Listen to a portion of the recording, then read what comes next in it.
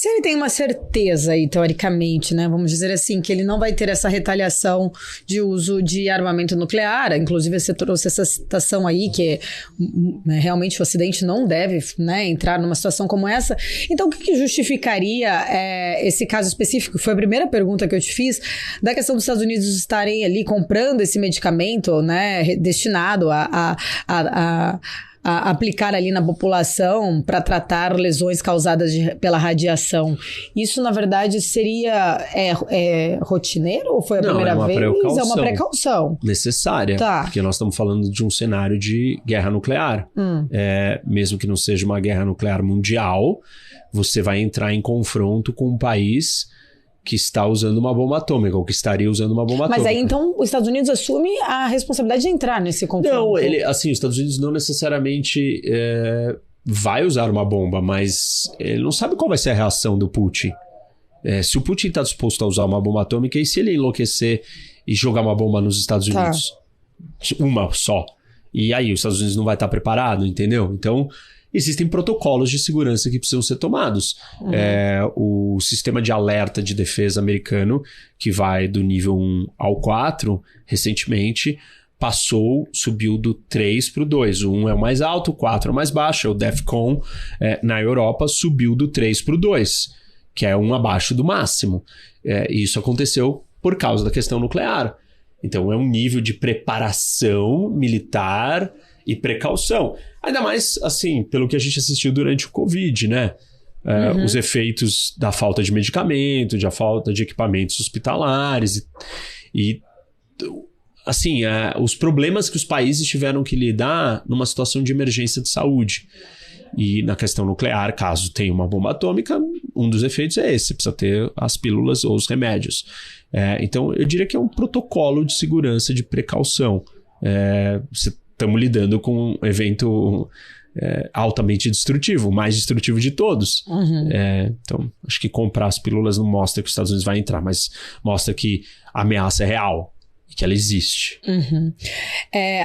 A então primeira-ministra do Reino Unido, né, Liz Truss, antes dela renunciar, aí, oficialmente ela tinha dito recentemente que se o Putin efetivamente usasse, né, suas armas nucleares, ele iria enfrentar graves consequências no conflito. Muito, né, ali diante desse cenário, você acabou de explicar aí um pouco em relação de como seria o apoio mais de armamento do Ocidente para a Ucrânia, mas na sua opinião, o que você acha que a OTAN efetivamente poderia fazer aí numa situação como essa, nesse conflito, caso venha a acontecer aí o uso de armas nucleares táticas? Eu acho que a OTAN teria que atacar convencionalmente as tropas russas na Ucrânia. Mas aí ela mandaria homens para lá também? Não. Ou só armamentos? Armamentos e bombardear ou lançar mísseis das suas posições, dos seus países, para acertar a marinha russa e as tropas russas que estão dentro da Ucrânia. Ela não precisa nem decolar aviões.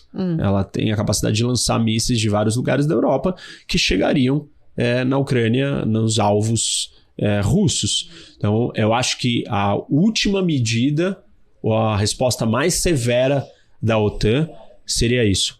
O ataque da OTAN às tropas russas na Ucrânia. Ao fazer esse tipo de... A gente está supondo, né? Mas ao fazer esse tipo de reação, ela mandar mísseis para lá, ela sinaliza, então, e entraria nesse conflito. Os países que fazem parte da OTAN, eles podem receber retaliações também. Podem, mas... Geraria uma terceira guerra? Então, é muito difícil da gente saber qual vai ser a resposta da Rússia nesse cenário.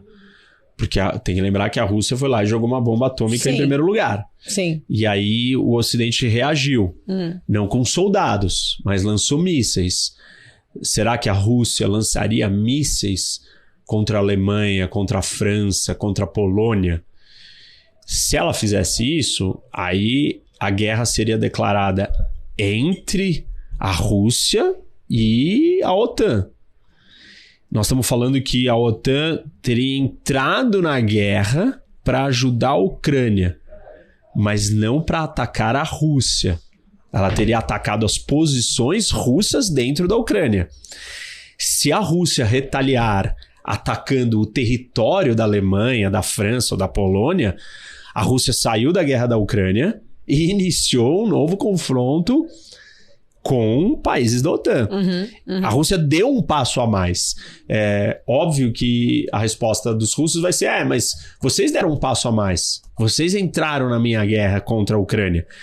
Mas você usou uma bomba atômica.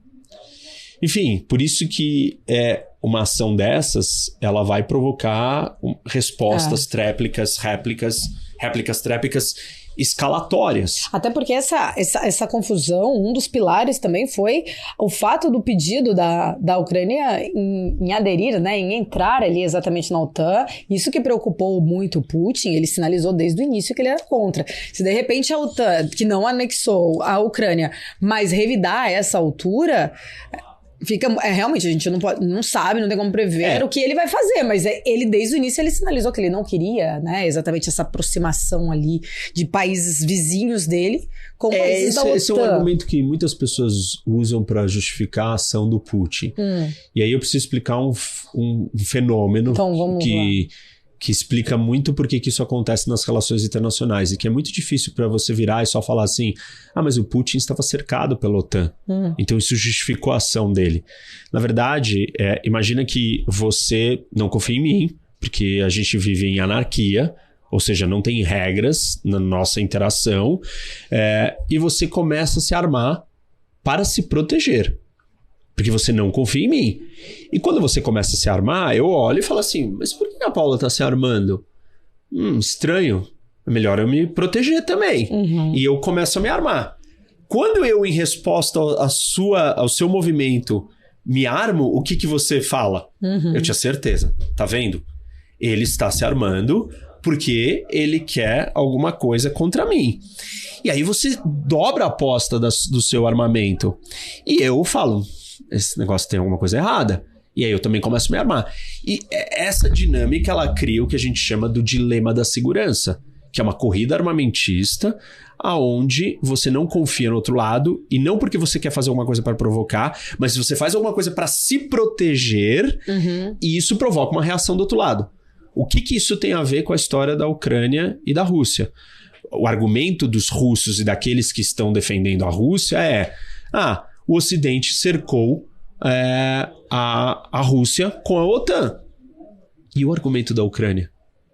Eu estou cercado pela Rússia, porque eu já fui invadido, dominado, eu já tive que devolver uma bomba atômica que eu tinha em meu território, assinei um acordo com os russos, que eles iriam preservar, respeitar a minha soberania, minha integridade territorial. Eles não respeitaram, eles já capturaram a Crimeia, já pegaram metade do leste do meu país. Então, assim, o mesmo argumento que serve para as pessoas dizerem: a Rússia está cercada, serve para a Ucrânia virar e falar assim: desculpa, se eu não me juntar à OTAN, eu estou correndo risco de vida, porque a Rússia vai um dia me tirar do mapa.